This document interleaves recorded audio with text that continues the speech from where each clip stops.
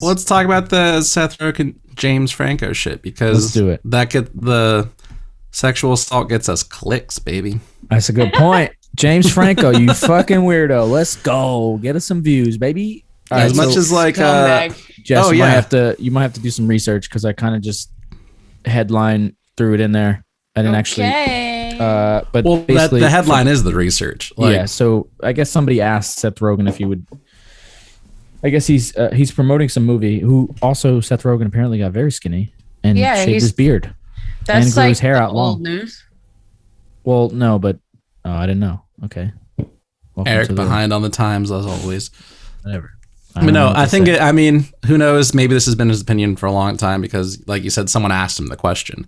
Right. But like, what did they? It's been a minute since these things came out about That's James what I'm Franco. saying. It's been so many years. But like, it could just be like the first time that someone gave a shit to ask Seth Rogen about it. Because I'm thinking about it, is like, I can't remember another time where like he like defended him. But you know, it's not like I follow Seth Rogen with some like fervor. But I guess I would say not that I have a quote from Seth Rogen.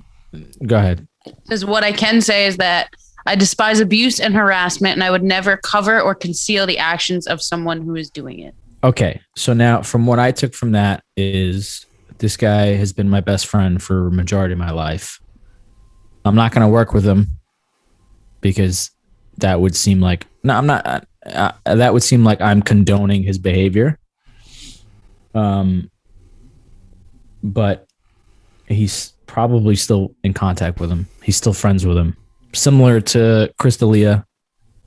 They all know what he did, but they're all still friends with him. Similar to I was gonna say Brian it seems like a better response of like a similar thing with Sarah Silverman and Louis C.K.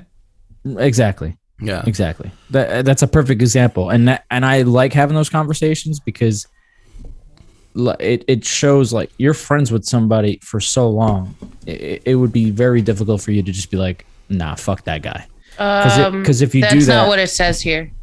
Oh, go ahead. Yeah, I'm almost positive that he actually did say "fuck that guy" at one point. He said, really? Yeah, he says that because he apparently made jokes about it on SNL. And Who made jokes about it? Seth Rogen, and he said that at the time he said he would never stop working with him, and he said in this interview that he just did, he said it changed a lot of things in their relationship and their dynamic, and not working together professionally has affected their relationship personally. But, and now I'm just, like, what if Franco's like, yo, I'm fucked.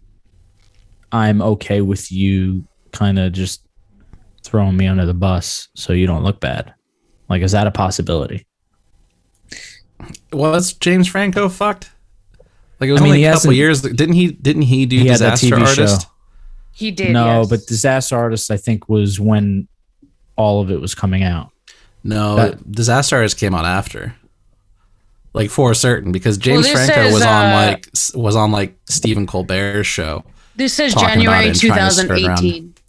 Yeah, January 2018 is when it all came out. Five women accused him. Yeah, and if it's true that he removed safety guards while filming a fucking blowjob scene, that is disgusting. I saw that. That because I wasn't actually sure what he was accused of. All I know is that like we have friends, or I have a friend who knew one of the girls who I think while he was shooting the Broadway show, I think he was shooting a Broadway. He was on a Broadway show, and he was scratching his arm. He was scratching his arm. I still have the Band-Aid from when I got a shot on Friday. Is that gross? Oh boy. Yes.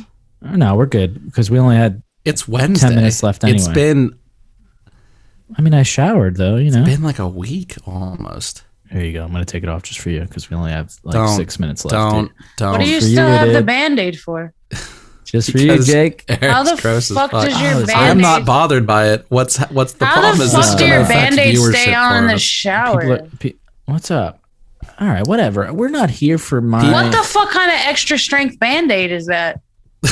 That is also Pfizer, baby. Pfizer. Let's go. I also believe that basically Eric showered right before this and no other time in the past week, and that's what he's talking about. I'm not gonna lie, it's been a while. I just did laundry for the first time in 3 weeks. So do that math. Yeah. So I don't know. I believe Rogan probably is never gonna work with him again because obviously, on a selfish point of view, a long time. Right. I mean, I don't think you have a choice. You can't because he's just going to get shit on. And now that he's doing like this, I'm assuming this is a serious role that he shaved his beard and he's skinny and he's probably trying to take things seriously. You don't want to associate yourself. Similar to what they did with Chris D'Elia. They were like, yo, even if it's, if it's true, whatever, he's our friend, but we can't be associated with him. He's got to be off the show. We can't talk to him anymore. They did the same thing with Brian Callen.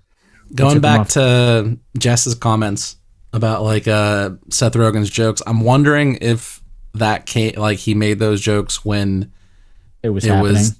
Well, not even when it was but like similar to how there was like rumors and stuff about like the Louis C.K. stuff for years before there was any real confirmation, and people gave Louis the benefit of the doubt for at that amount of years. I'm wondering if it came out to that point where it was like, oh, but these are just rumors, or if it was any confirmation, because I feel like there was rumors with Franco for years, and he still was in and made a bunch of stuff. Rumors of him being abusive. Okay. Like, well, so I feel, but that's the like. I think Jake's spot on. It kind of seems like in the beginning, Seth Rogen kind of like, because James Franco denied it all. So I think it kind of seemed like he believed his friend, and then he did. Like, and he did it in a very good way. I remember him being on Colbert, I think. Yeah, he was definitely on Colbert at one point. Yeah, Colbert asked him. Yeah, and his response was just like it was very PR-y, but it was a good response where he was like, he didn't want victim blame or anything like that, but they weren't telling the truth. The way that he worded it was, remember, he was just smooth with it. Like, he was like, I want you to believe them, but he's smart shit. Yeah. He has like multiple degrees. He's not an idiot, which is. I used to love him. I used to portray him. people like who do like shit like this as just the worst and like uneducated and all this shit, but often like they're very smart. It's anyone. Yeah, it's anyone. Honestly, also, at the end of the day. Well, 95% of the time, like serial killers are actually geniuses. Damn. Yeah. They're just. They're also just losing themselves. I'm just saying. That's the headline. I'm just saying. James Franco is a serial killer. Hold for Everything podcast.